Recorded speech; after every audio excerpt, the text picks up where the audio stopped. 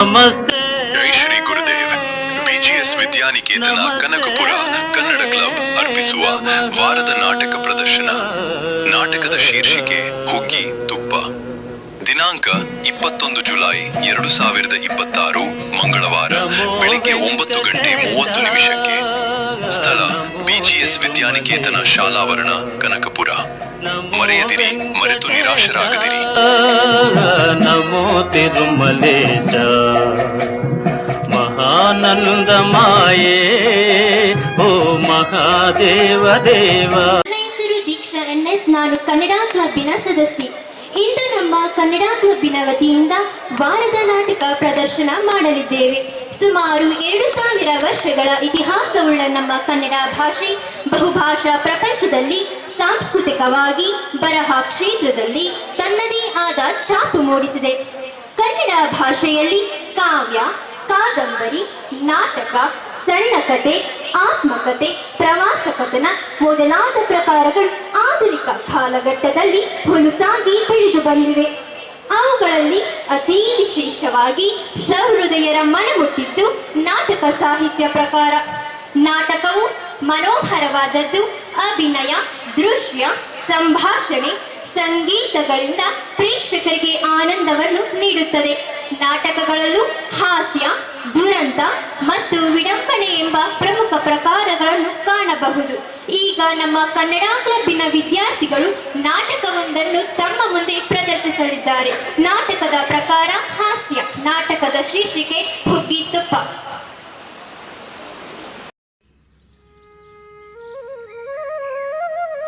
ಒಂದು ಊರಿನಲ್ಲಿ ಗಂಡ ಹೆಂಡತಿ ದಂಪತಿಗಳು ಬಹಳ ಅನ್ಯೋನ್ಯವಾಗಿ ಸಂಸಾರ ಮಾಡಿಕೊಂಡು ಇದ್ದರು. ಪರಸ್ಪರ ಒಬ್ಬರನ್ನು ಒಬ್ಬರು ಬಹಳ ಪ್ರೀತಿಸುತ್ತಾ ಗಂಡ ಹೆಂಡತಿಯನ್ನು ಉಗ್ಗಿ ಎಂದು, ಹೆಂಡತಿ ಗಂಡನನ್ನು ತುಪ್ಪ ಎಂದು ಕರೆಯುತ್ತಾ ಇದ್ದರು. ಅವರದು ಕೃಷಿ ಕುಟುಂಬ. ಮನೆಯಲ್ಲಿ ಇದ್ದ ಎತ್ತುಗಳಿಗೂ ಹೆಸರಿಟ್ಟು ಕರೆಯುತ್ತಿದ್ದರು. ಒಂದರ ಹೆಸರು ಅಯ್ಯ, ಇನ್ನೊಂದರ ಹೆಸರು ದೊಣ್ಣೆ. ಹೀಗೆ ಜೀವನ ನಡೆಸುತ್ತಿದ್ದ ದಂಪತಿಗಳಿಗೆ ಒಂದು ಅಭ್ಯಾಸವಿತ್ತು. ತಮ್ಮ ಊರಿಗೆ ಬಂದ ಯಾವುದೇ ಅಪರಿಚಿತರನ್ನೇ ಆದರೂ ಸಹ ಉಪವಾಸ ಇರದ ಹಾಗೆ ಮನೆಗೆ ಕರೆದುಕೊಂಡು ಬಂದು ಸತ್ಕರಿಸಿ ಉಪಚಾರ ಮಾಡುತ್ತಿದ್ದರು. ಹೀಗೆ ಒಂದು ದಿನ ತುಪ್ಪ ಹೊಲದಲ್ಲಿ ಉಳುಮೆ ಮಾಡುತ್ತಿರಬೇಕಾದರೆ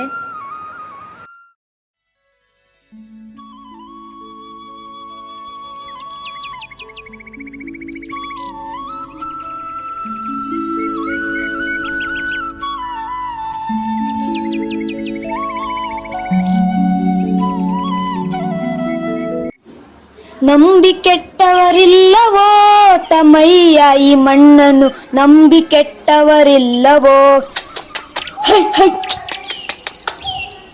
ತುತ್ತು ಅನ್ನ ತಿನ್ನೋಕೆ, ಬೊಗಸೆ ನೀರು ಕುಡಿಯೋಕೆ, ತುಂಡು ಬಟ್ಟೆ ಸಾಕು ನಮ್ಮ ಮಾನ ಮುಚ್ಚೋಕೆ, ಅಂಗೈಗಳ ಜಾಗ ಸಾಕು ಹಾಯಾಗಿರೋಕೆ, ಹಾಯಾಗಿರೋಕೆ. ಅಯ್ಯೋ ಹೊಟ್ಟೆ ಸಿರಿಯಲ್ಲಪ್ಪ. ಹೌಪ ಹೌಪ ಹೌಪ. ಯಾರಿದು? ಪಾಪ ಹೊಸಬ್ರು ಅನ್ಸುತ್ತೆ. ಊಟ ಮಾಡಿದಾರೋ ಇಲ್ವೋ ಕೇಳ್ಬೇಕು. ಗೌಡ್ರೆ ಗೌಡ್ರೆ, 1 ನಿಮಿಷ ನಿಂತ್ಕೊಳ್ಳಿ. ಯಾರು ನೀವು? ಎಲ್ಲಿಗೆ ಹೋಗ್ತಾ ಇದ್ದೀರಾ? ಮಧ್ಯಾಹ್ನ ಬೇರೆ ಆಯ್ತಾ ಬಂತು, ಊಟ ಮಾಡಿದ್ರಾ? ನನ್ನ ಹೆಸರು ಅಯ್ಯ ಅಂತ. ಇಲ್ಲೇ ಪಕ್ಕದೂರನು. ಊಟ ಇನ್ನ ಆಗಿಲ್ಲ, ಮನೆಗೋಗಿ ಮಾಡ್ಬೇಕು. ನೀವು ಮನೆಗೆ ಹೋಗೋಷ್ಟಲ್ಲಿ ಸ್ಯಾನೆ ಹೊತ್ತಾಯ್ತದೆ. ಪಾಪ ಉಪವಾಸ ಹೋಗೋದ್ ಬೇಡ. ನೀವು ನಮ್ಮನೆಗೆ ಹೋಗಿ, ಅಲ್ಲಿ ಹುಗ್ಗಿ ಐತೆ, ಊಟಕ್ಕೆ ಹಾಕ್ತಾರೆ, ಊಟ ಮಾಡಿ ಆಮೇಲೆ ಹೊರಡಿ. ನಾನು ಇನ್ನೂ ಒಂದ್ ಸ್ವಲ್ಪ ಹೊತ್ತು ಹೊಲ ಹೊತ್ತಿ ಬರ್ತೀನಿ. ಲೆಡ್ಡು ಬಂದು ಬಾಯಿಗೆ ಬಿತ್ತಾ? ಹುಗ್ಗಿ ಊಟನ? ಎಷ್ಟ್ ದಿನ ಆಯ್ತು ಹುಗ್ಗಿ ಊಟ ಮಾಡಿ. ಇವತ್ತು ಹೊಟ್ಟೆ ತುಂಬಾ ಬಾರಿಸ್ಕೊಡೋದೇನೆಯ. ಗೌಡ್ರೆ, ಏನ್ ಯೋಚನೆ ಮಾಡ್ತಾ ಇದ್ದೀರಾ? ಏನಾಯ್ತು? ಏನಿಲ್ಲ. ಸರಿ ಆಯ್ತು, ನಾನೀ ಮನೆಗೆ ಹೋಗಿ ಊಟ ಮಾಡಿ ಆಮೇಲೆ ಹೋಯ್ತೀನಿ. ಸರಿ, ನೀವು ಹೋಗಿ ಊಟ ಮಾಡ್ತಾ ಇರಿ. ಅಷ್ಟೊತ್ತಲ್ಲಿ ನಾನು ಬರ್ತೀನಿ.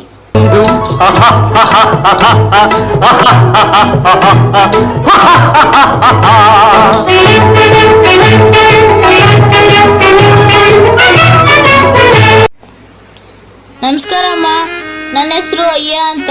ನಿಮ್ಮ ಯಜಮಾನ್ರು ಊಟ ಮಾಡಕ್ಕೆ ಅಂತ ಕಳ್ಸಿದ್ದಾರೆ. ಊಟ ಕೊಡ್ತೀರಾ? ಸರಿ, ಕೊಡ್ತೀನಿ. ಕೈಕಾಲು ತೊಳ್ಕೊಂಡು ಬನ್ನಿ.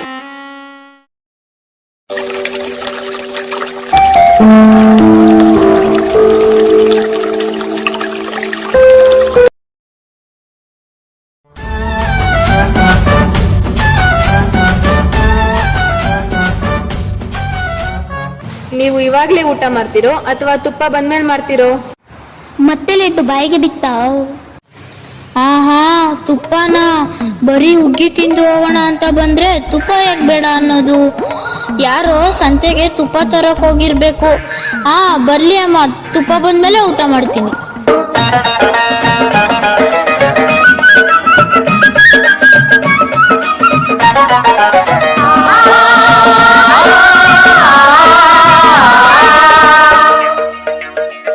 ತುಪ್ಪ ಎತ್ತುಗಳನ್ನು ಮನೆಗೆ ಹೊಡೆದುಕೊಂಡು ಬಂದು ಕೊಟ್ಟಿಗೆಯಲ್ಲಿ ಕಟ್ಟುವಾಗ ದೊಣ್ಣೆ ಎನ್ನುವ ಎತ್ತು ಕೊಟ್ಟಿಗೆಯಿಂದ ತಪ್ಪಿಸಿಕೊಂಡು ಹೋಗ್ಬಿಡುತ್ತೆ.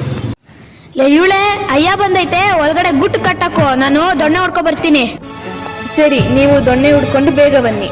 ಅಷ್ಟರಲ್ಲಿ ನಾನು ಅಯ್ಯನ್ನ ಗೂಟು ಕಟ್ಟಿರ್ತೀನಿ. ಶಿವ, ನಾನೇನ್ ತಪ್ಪು ಮಾಡಿದ್ದೀನಿ?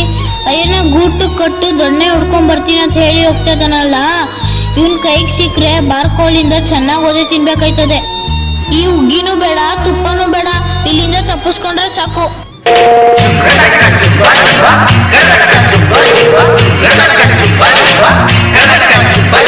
ಅಯ್ಯಯ್ಯೋ, ನೋಡ್ರಿ ಅಲ್ಲಿ ಅಯ್ಯ ಓಡ್ತಾ ಇದ್ದಾರೆ. ನಮ್ ಮನೆಗೆ ಯಾರು ಬಂದು ಹಂಗೆ ಹೋಗಿಲ್ಲ. ಬಂದವ್ರಿಗೆಲ್ಲ ಊಟ ಹಾಕೋದ್ ನಮ್ ಧರ್ಮ. ಏನೇ ಆಗ್ಲಿ, ನಾನು ಅವ್ರನ್ನ ಹೋಗಿ ಹಿಡ್ಕೊಂಡ್ ಬರ್ತೀನಿ, ನೀನ್ ಊಟಕ್ಕೆ ಸಿದ್ಧ ಮಾಡು. ಯಪ್ಪ, ಬಾಲ್ಕನಿ ಹಿಡ್ಕೊಂಡ್ ಬರ್ತಾನೆ. ಸಿಕ್ಕಾಕೊಂಡ್ರೆ ಸುಮ್ಮನೆ ಬಿಡ್ತಾನ? ಇನ್ನೊಂದ್ ಸ್ವಲ್ಪ ಜೋರಾಗಿ ಓಡ್ಬೇಕು. ಓ, ಇವಯ್ಯ ತುಪ್ಪ ಮನೇಲಿ ಏನೋ ಕಳ್ತನ ಮಾಡಿರ್ಬೇಕು, ಅದಕ್ಕೆ ಇವನ್ನ ಬಾರ್ಕಲ್ ತಗೊಂಡು ಓಡಿಸ್ಕೊಂಡು ಹೋಗ್ತಿರೋದು. ಜೋರಾಗಿ ಓಡ್ತಾನೆ ಭಯ್ಯ. ಪಾಪ ಊಟ ಮಾಡ್ಲಿ ಅಂತ ಮನೆ ಕರೆದ್ರೆ ಕೈಗೆ ಸಿಗ್ದಂಗೆ ಓಡ್ತಾನಲ್ಲ. ನಾನ್ ಮನೆಗೆ ಹೋಗ್ತೀನಿ, ಪಾಪ ಹುಗ್ಗಿ ಕಾಯ್ತಾ ಇರ್ತಾಳೆ.